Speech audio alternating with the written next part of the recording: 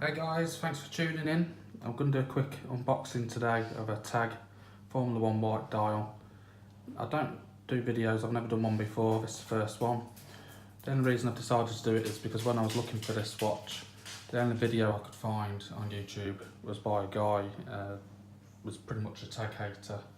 It was a shit video. So I thought I'd put a quick video on for anybody else who's genuinely interested in buying a watch of an honest, frank review of it. So here we go, let's have a look what's in the box. So just a quick backstory on this. I've had it 2 days, brought it brand new, but pre-owned from eBay, from the guy who'd had it, never wore it. But still completely as brand new, with all the stickers on. All the paperwork, it's literally 2 weeks old on the paperwork, and I paid less than half the retail for it. So happy days.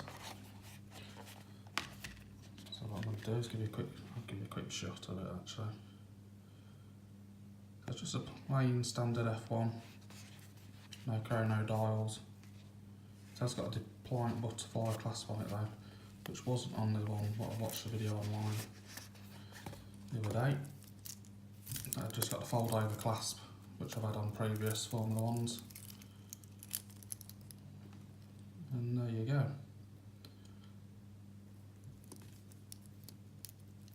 Still got stickers on. So I'll give you my honest opinion on it. I'll give you a bit of backstory first. I've owned several tags, so I like my tags. I've also owned a Rolex Explorer 2, 42mm version, and I've owned several Omegas and different watches in the past. So I'm not a watch guru by any means, but I've had a little bit of experience with a few different brands, so I can give an honest opinion of this. Whereas the video I watched last week was very biased. There was on about, saving up extra money getting an Omega. Well, fuck me dead, there's a big price difference between this and an Omega Seamaster. Seamaster, £3,500. I paid £460 for this, including postage. There's a bit of a difference. Obviously you're going to get a better watch with an Omega. You're paying a shit ton more money for it.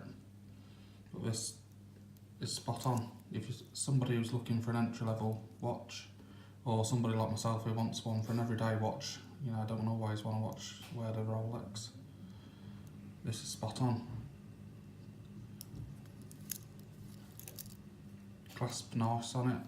Obviously it's only a basic pressed steel, but that's what you expect from a watch of this price. At the end of the day, bearing in mind even at full retail price, I think it's £9.50 on it, but you can pick it up on the secondary market brand new from some of the grey dealers for around £730 I've seen it for. So at £730, it's still good value for money.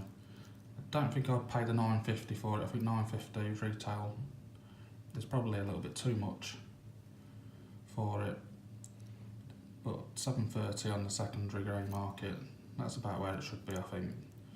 But I've had brought, like I say, several tags in the past, and even shops like Ernest Jones, where I've previously brought from, they're all happy to do 20% discount anyway. So you will, if you want one of these, if you go into your Ernest Jones Goldsmiths, you should be looking 20, 22, 23% discount.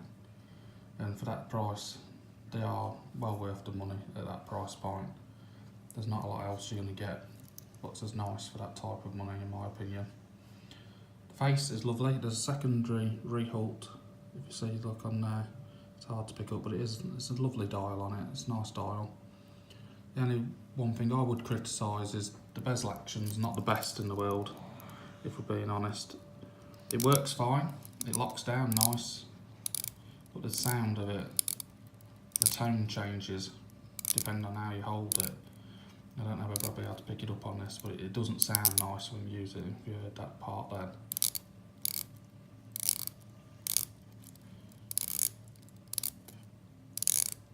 Now whether that's something that'll break in, it is only a couple of days old, it's not been used very much, I've only wore it for a few hours, so that might be something that gives a little bit with usage. But the action of it works perfectly fine, it works well, it locks in, there's not a lot of wiggle, look. and there's definitely not much side-to-side play. Some of these watches, they tend to have a bit of a springiness to them, but this hasn't, so it feels perfect to use. It's literally just a sound of it. It's not, if you heard then, it's not consistent. 1 minute it's quite quiet and the next minute it's quite loud. It's a little bit up and down. But other than that, the bracelet's nice on it. It's got a lovely bracelet, nice brushed. No polishing on this model at all. The models up the chronograph ones, they tend to have the polished flanks on the side. A little bit higher finished to them. But this is lovely for a basic entry watch. Just bear in mind, obviously, the guy was slating the shit out of it on his video. You know, comparing it to an Omega Seamaster or Speedmaster, them type of watches, you're not in that bracket. You're not paying that type of money. It's ridiculous to compare it to that sort of a brand at the end of the day.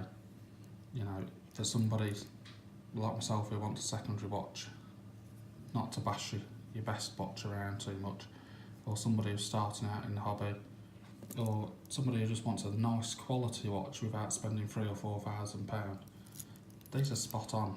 You know, Tag do some lovely quality watches for the price points. You know, there's a lot of haters for them, but honestly, I think a lot of these people who bash them don't actually go and try one on, wear one, and don't appreciate the fact that they are significantly cheaper than brands like Omega and Rolex. It's no good comparing them to that type of thing. I mean, the guy on the other video saying save your money, buy an Omega. You know, there's, like I just said earlier, there's a massive price difference between what you're going to pay for this, $730 roughly in the shop, compared to an Omega Speedmaster or Seamaster. You know, you're at $3,500. It's not even in the same league. You know, you could argue then, well, why bother buying an Omega at $3,500, save an extra 1,200 quid and jump into a nice Super Petrol? You know, you've got to compare things on the price point at what they're at, and this is well worth anybody's £730. It's lovely. If you're after an entry-level watch, maybe looking 18, 19-year-old first introduction into Swiss watches. Now this thing will give you many years of enjoyment and wear. They're built solidly, the bracelet's on cracking. The only thing I wish they'd do is put some screws in instead of these split pins. Not a huge fan of friction pin bracelets at all. But that, again, I suppose is reflected in the price point. So there you are. If anybody's got any questions, feel free to drop me a message, and hopefully this will give you a more honest opinion of what is, in my opinion, it's a lovely watch. Thanks for tuning in. I'll catch you later.